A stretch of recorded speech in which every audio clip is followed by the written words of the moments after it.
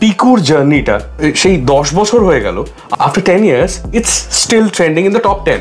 চাকরি ছেড়ে একটা অন্য ফিল্ডে ঢুকছো, কমপ্লিটলি অন্য field. How much of emotional turmoil was that? Over enthusiastic আর কি, because I always wanted to do music আর কি। তখন আমি কি এক্সপার্টিস লাগে কি লাগে না এত কিছু ভাবিনি, it was just a jump. তুমি ইনফ্লুয়েন্স বলতে গেলে কাকে কাকে ইনফ্লুয়েন্স মনে করো? ইন্ডিয়ান মিউজিকে যদি বলা যায় তাহলে আর ডি বর্মন, শচীন দেব বর্মন। তো ব্রিটিশ ব্যান্ডস এর খুব বড় ইনফ্লুয়েন্স আছে, Pink Floyd, Beatles, Oasis, Coldplay, Travis. তোমার মনে হয়েছে যে তুমি ভুল ডিসিশন নিয়ে ফেলেছো? মিউজিক্যালি হতেই থাকে, গান রেকর্ডিং এর পরেই মনে হয় যে ভুল ডিসিশন না।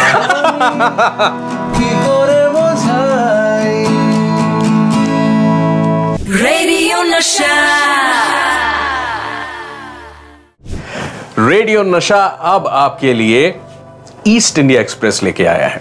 मेरा नाम देव है और ईस्ट इंडिया एक्सप्रेस में हम सारे ईस्ट इंडिया के बड़े बड़े सेलिब्रिटीज, बड़े बड़े जितने भी नाम हैं, सबसे आपकी मुलाकात कराएंगे, मिलवाएंगे।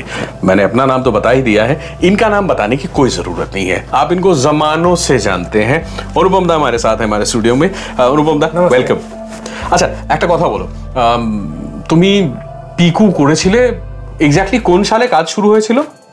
2015 তো এখনো अभी भी Bezubaan is trending in the top 10। ऐसा है क्या? यस, কালকেই দেখলাম। ওকে, আচ্ছা, তো একটা কথা বলো, পিকুর জার্নিটা তখন সেই 10 বছর হয়ে গেল, after 10 years it's still trending in the top 10। তো how was the journey back then? অদ্ভুত ছিল আর কি, ভাবিনি কোনোদিনই যে কোনো হিন্দি ছবিতে কোনোদিন কাজ করব, but because of my Bengali films আর কি, ফিল্ম সংস যেগুলো, they work so well for me যে আই গট দ্যাট অপরচুনিটি। আর তারপর it was a fantastic experience, কারণ অ্যাজ এ নিউ কামার তখন তো আমি প্রথম আমার ডেবিউ হচ্ছে বলিউডে, রাইট। আর I get to do the full film, and I get to do 5 songs plus the background score of a movie. And you won almost all the awards for that.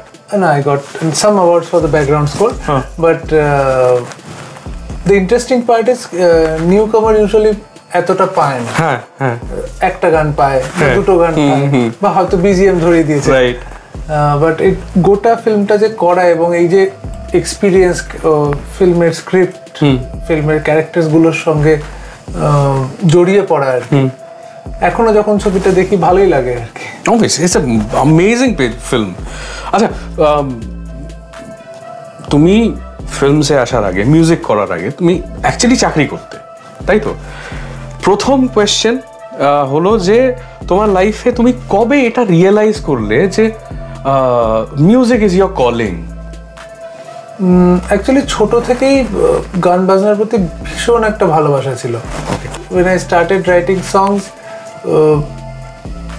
আমি বুঝতে পারতাম যে my songs are not that good, I need to improve, আর এটা চলছে আর কি বহুদিন। কলেজের সময়ও ছিল ওই, যেহেতু I did not have the confidence in my songs ওই সময়, তাই জন্য I could not মানে take the decision at that point যে আমি এটাতেই কিছু করতে পারবো আর কি। ওটা নিতে একটু সময় লেগে যায়, বাট আই অলওয়েজ নিউ যে মানে আমি আয়নার সামনে গিটার গলায় ঝুলিয়ে আর কি প্র্যাকটিস করতাম আর কি, যে this is how I want to sing my songs আর কি। মানে এটা this is a huge thing to say, because এতটা সেলফ ক্রিটিক্যাল একটা মানুষ হতে পারে যে না, আমার মনে হচ্ছে আমি কনফিডেন্ট নই, so I need to improve. এই জিনিসটা আমি সত্যি কথা বলি শুধু একটা মানুষের ক্ষেত্রে শুনেছি এর আগে, মেহেদি হাসান সাহেব। আচ্ছা, উনি 40 বছর বয়সের পর বোধহয় প্রথম অ্যাপিয়ারেন্স করেছিলেন পাবলিকলি, বিকজ হি থট যে he is not up to it. ওনাকে হি হ্যাজ টু বি তুলনা করাটা উচিত আর কি, মানে আমার 87 বছর বয়সের প্রথম কিছু করা উচিত ছিল। মানে এই জিনিসটা it comes from within, that's what I am trying to say.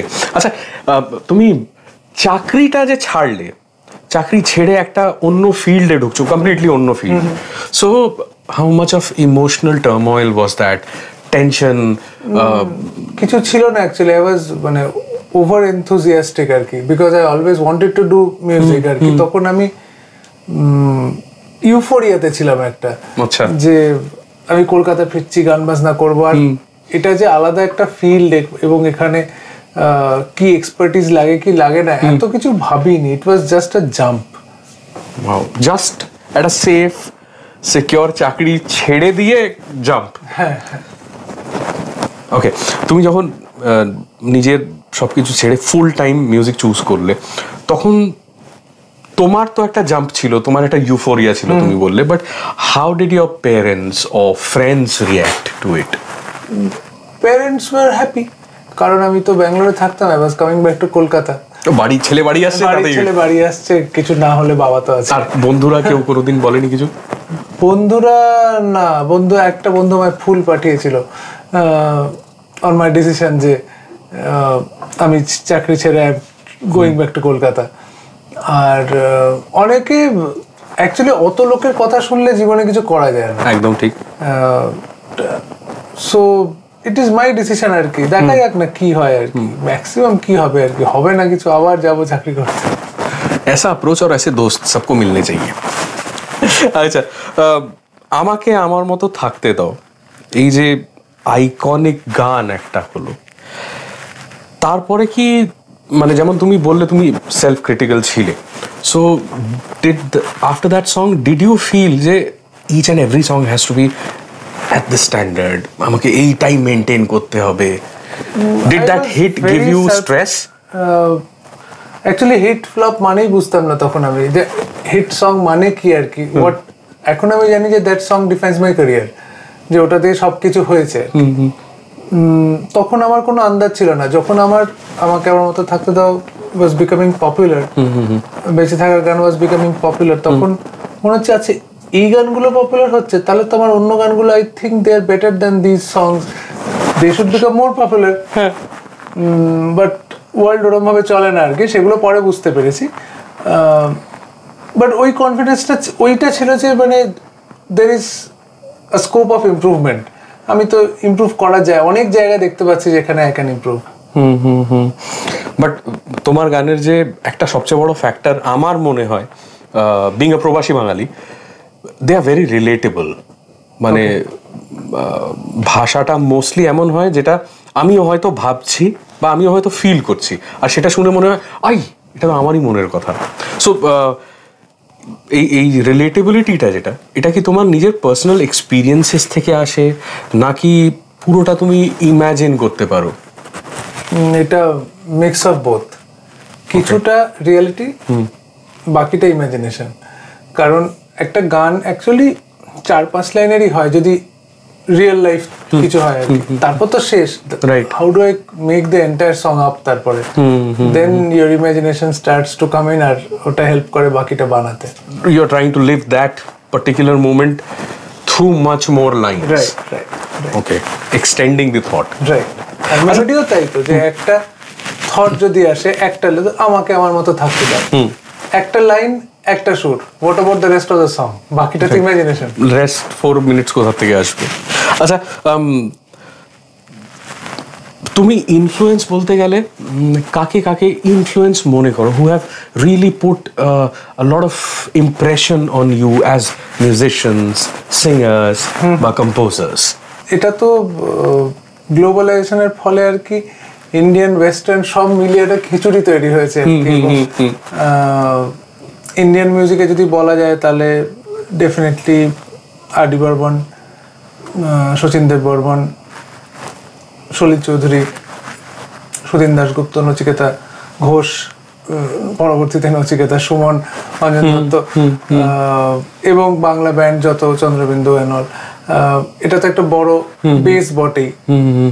আর মানে আমাদের ভেতরে ঢুকে আছে হচ্ছে লালন, রবীন্দ্রনাথ, অতুল প্রসাদ, এগুলো তো এত শুনেছি, এত অদ্ভুত ভাবে আমাদের বাংলার জলবায়ুর মধ্যে আছে আর কি, যে আমি যদি বলি যে I am not influenced, I will be lying, কারণ এগুলো আমার অজান্তেই, এগুলো আমার ইনফ্লুয়েন্স। একদমই তাই। তারপর চলে যায় যখন বিদেশের গান বাজনা যখন শুনতে শুরু করি আর কি, যখন প্রথম হোটেল ক্যালিফোর্নিয়া শুনছি, ভাবছি যে এটা কি হচ্ছে আর কি। তো ব্রিটিশ ব্যান্ডস এর খুব বড় ইনফ্লুয়েন্স আছে, Pink Floyd, Beatles, Oasis, Coldplay, Travis, Radiohead, ওদের একটা মানে মোর দেন আমেরিকান মিউজিক আমি ইচ্ছে করে ব্রিটিশ বলছি কারণ ওদের লেখা ওদের অ্যারেঞ্জমেন্ট আমার বেশি ভালো লাগে। তুমি পড়াশোনা করলে, চাকরি করলে, তারপর মিউজিকে এলে, এই মিউজিকে আসার পর তোমার সঙ্গে কি ওই ফ্যান বয় মোমেন্টটা হয়েছে কারোর সাথে, যে এত লোকের ইনফ্লুয়েন্স, এত ব্যান্ডস, এত মিউজিশিয়ানস, কম্পোজার্স, সবার এত ইনফ্লুয়েন্স, বাট কারোর সাথে দেখা হওয়ার সময় কি তোমার সেই ফ্যান বয় মোমেন্টটা হয়েছে, যে হয়তো তোমার সঙ্গে তোমার জন্য গান গাইতে এসছে বা কোথাও দেখা হয়েছে and you are really really floored যে finally I am getting to meet this person? একের পর একই হয়েছে আর কি, এবং খুব ন্যাচারালি হয়েছে, যার ফলে এখন যেরকম যেটা ইউথদের মধ্যে দেখি যে স্যার খুব বেশি করে বলা হয় আর কি, যে আমাকেই অনেকে অনুপম স্যার বলে আর কি, আমার খুব অস্বস্তি হয়। আমরা অ্যাকচুয়ালি স্যার বলে কাউকে তো সম্বোধন করতাম না, আমরা নচিদা, অঞ্জনদা, একদম অরিন্দদা এরকম ভাবে কথা বলি আর কি, যার ফলে ইট ওয়াজ ভেরি অর্গানিক যদি বলা যেতে পারে আর কি। ফ্যান বয় যেমন সিনিয়র আর্টিস্ট, হ্যাঁ, চন্দ্রবিন্দুর কথা বললে বা অন্যদের কথা বললে, তার মধ্যে কাকে দেখে তোমার সবচেয়ে বেশি ভালো লেগেছিল? Finally I am getting to see this person. Actually অরিন্দদা, চন্দ্রিলদারকেই বোধহয় দেখে সবচেয়ে ভালো লেগেছিল। ওটা একটা খুব সারপ্রাইজ ছিল। আমি এয়ারপোর্ট থেকে ফিরছিলাম, সৃজিতদা হঠাৎ ডেকে বলছে যে অপর্ণা সেনের বাড়িতে একটা পার্টি হচ্ছে, তুই একবার দেখা করে যা। আর আমি তখন অনেক একটা রাত্রিরের ফ্লাইট ছিল, ব্যাঙ্গালোর থেকে আসছি, এর মধ্যে আবার যাবো বলে তা আমি যাই, সেই পার্টিতে দেখা হয় এবং আমার মনে আছে আমি প্রণাম করেছিলাম, কারণ I didn't know what to do. These stories, इनको सुन के हमें लगता है these are big celebrity stories, but just imagine आप अपने ऐसे किसी आइडल से अचानक मिल लें तो जो फीलिंग होगी वही फीलिंग इस इंसान को भी हुई थी। खैर, नेक्स्ट क्वेश्चन। अच्छा, তোমার নেক্সট যে রিলিজটা হচ্ছে সেটার ব্যাপারে একটু বলো। So my next release is a film called Madam Sengupta, a thriller directed by Sayantan and produced by Nandi Movies. আমার একটা গান রয়েছে, গানটার নাম যেতে দাও। সেটার মেল ফিমেল দুটো ভার্সন রয়েছে। ইন্টারেস্টিং পার্ট হলো, ইউএসপি হলো ফিমেল ভার্সনটা গেয়েছে শিল্পা রাও। তা অনেকদিন ধরেই কথা হচ্ছে, আলাপ আলোচনা হচ্ছে, বাট কোনোদিনই কাজ হয়ে উঠছিল না। এইটাতে ফাইনালি ও একটা বাংলা গান গাইলো এবং আমি ভীষণ খুশি ও যেভাবে গানটা গেয়েছে। তার ওই গানটা কি 1 মিনিট করা যাবে? হ্যাঁ, নিশ্চয়ই। তুমি খুঁজে পেলে না আমাকে, আমি খুঁজে পাইনি তোমায়, গোড়ালি ঘষে গেছে পাথরে, ক্ষত নিয়ে চাইছি বিদায়, পাখি ঠোঁটে আনে খড়কুটো, এসে ভাবে এসেছি কোথায়, যেতে দাও যেতে দাও যেতে দাও, যেতে দাও যেতে দাও যেতে দাও। এগোটা শহর জানে ফিরিয়ে দেওয়ার মানে, তবুও কিসের টানে থমকে দাঁড়াই। তুমি বলো পাগলামি, যন্ত্রণা খুব দামি, তবু কেন চাই আমি, কি করে বোঝাই। Lovely, another super hit coming up. তোমার ক্যারিয়ারে কোনো একটা ফেজ এমন ছিল যেখানে তোমার মনে হয়েছে যে তুমি ভুল ডিসিশন নিয়ে ফেলেছো? আমার মনে হয় না সেটা আছে, but still I want to know, কারণ তোমাদের আপস এন্ড ডাউনস আমরা অতটা জানতে পারি। এগুলো তো মিউজিক্যালি হতেই থাকে, গান রেকর্ডিং এর পরেই মনে হয় যে ভুল ডিসিশন না। অনেক সময় হয় গলাটা শুনে, সিঙ্গারের গলা শুনে মনে হচ্ছে যে না, আমার কাস্টিং ভুল হয়েছে, I should have used another singer for this song. এটাই আমার নেক্সট কোয়েশ্চেন ছিল। সেটা হয়, কারণ এই কাজগুলো না, মানে কি বলবো, সব সময় যে 100% মিলে যাবে তা নয় আর কি। একটা গিটার রেকর্ড করে মনে হয় যে গিটারটা এখানে না রেকর্ড করলেই ভালো হতো, মিক্স শুনে মনে হয় এই মিক্সটা কেন আপলোড করলাম, এটা তো মানে there was something better that we could have done. Lyric নিয়ে হয়, সুর নিয়ে হয়, সবকিছু নিয়েই হয় যে এই নোটটা লাগালাম এখানে, তো এটা মানে ইট ইজ পয়েন্টলেস, এটা কেন করলাম আমি। প্রায় প্রত্যেকটা গান হিট, তাও এই ফিলিংগুলো হয়, বিশ্বাস করা মুশকিল এটা। আচ্ছা, আজকের youth, what I see interacting with anyone who is a Gen Z or a later millennial, everybody is very influenced by your work. তোমার কাজটা মানে সব জায়গায় পৌঁছেছে, everybody is very influenced, but এই যে ইউথ যে তোমার কাজটাকে এত ভালো করে ফলো করে, we are all fans, তোমার মতন যদি ওরাও এই ধরনের একটা রিস্ক নিতে চায় বা they want to follow their passion like you did follow years, তুমি ওদেরকে কি সাজেশন দেবে? আমার কোনো সাজেশন নেই আর কি, অ্যাকচুয়ালি যে রিস্কটা নেবে সে আমার সাজেশনটা শুনছেও না, সে তার মতন করে করছে, কারণ কাউকে ফলো করে তো হয় না ওরকম ভাবে। আমি তো কাউকে ফলো করে কিছু করিনি, সুতরাং সেই যে কিছু করবে ভবিষ্যতে সেও আমাকে ফলো করে করবে না, তার মতন করেই করবে।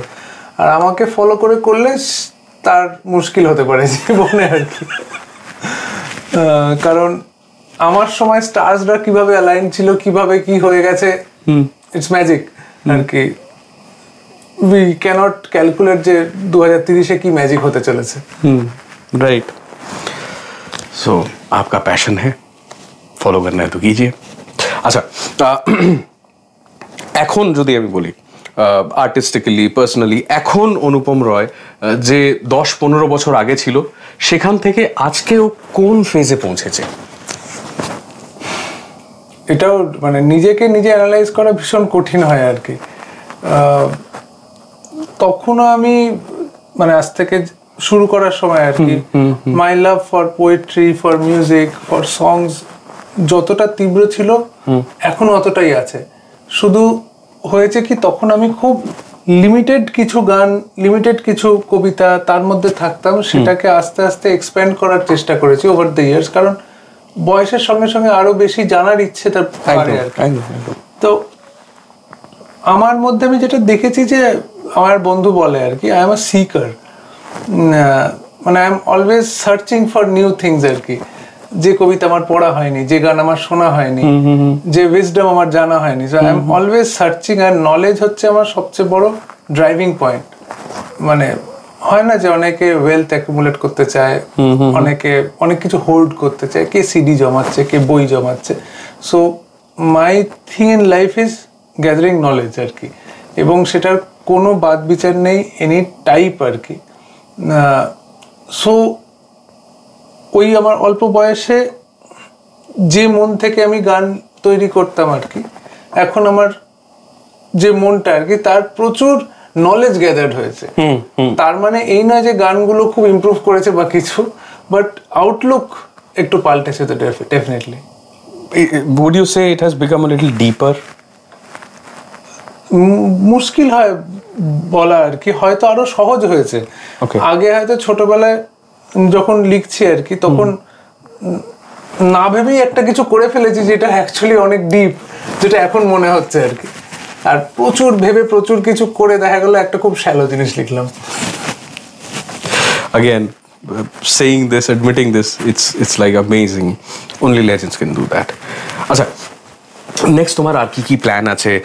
তুমি কিছু কি এক্সপেরিমেন্টাল করতে চাইছো beyond film songs, solo albums or something? সে আমার বেশ কিছু সিঙ্গলস এর কাজ চলছে এবার।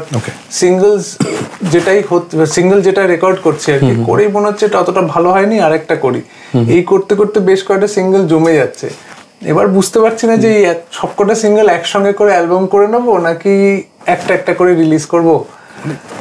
তবে ওই সাউন্ডস্কেপ যেটা আমি আর কি ফিল্মে করতে পারছি, যদিও বাংলা ছবিতে অনেক রকমের সাউন্ডে কাজ করা যায়। ইনফ্যাক্ট ম্যাডাম সেনগুপ্তের এই গানটা নিয়েই বলা যেতে পারে যে শুধু শিল্পা রাও যে গেয়েছে তা নয়, এই গানটাতে আমরা বীণা ব্যবহার করেছি। বীণা নর্মালি বাংলা গানে ব্যবহার খুব কমই হয়েছে। রাজেশ বৈদ্য বলে একজন আছেন সাউথের, এক্সট্রিমলি ট্যালেন্টেড বীণা বাদক, ইনস্টাগ্রামে পেয়ে যাবে, মানে হি ইজ ফ্যান্টাস্টিক। তা ওনাকে অ্যাপ্রোচ করি যে আপনি কি বাজাবেন, তো উনি রাজি হয়ে যান। তা ইটস মানে কি বলবো, আমার এগুলো করে থ্রিল পাই আমি, আর কিছুই না। যে আমি একটা গান তৈরি করছি এবং সেখানে যদি বিনার সাউন্ডটা ইউজ করে কিছু করা যায়, একটা নতুন কিছু করা হলো। আচ্ছা, এটা হলো ইন্ডিপেন্ডেন্ট আর তোমার প্রজেক্টস এর ব্যাপারে কথা। হিন্দি বা বোম্বেতে আর কি কি আসতে চলেছে? একটা ছবির কাজ চলছে আর কি। আচ্ছা, তোমার ম্যায়, আচ্ছা, এই ছবিটার কাজ চলছে। সেপ্টেম্বর নাগাদ বোধহয় ওটার स्पीड अप হবে আর কি। ओके ओके, बहुत कुछ जान लिया हमने। एक इस स्टैचर का इंसान कितना सेल्फ क्रिटिकल हो सकता है और ऑनेस्टली अपने आप को इवैल्यूएट करता है, ये सीखने की चीज़ थी। किस तरह से अपने पैशन को फॉलो करने के लिए ही actually took a leap of faith, वो सीखने की बात थी। ईस्ट इंडिया एक्सप्रेस में ऐसे ही ढेरों और नाम आएंगे, आते रहेंगे। आप देखते रहो रेडियो नशा।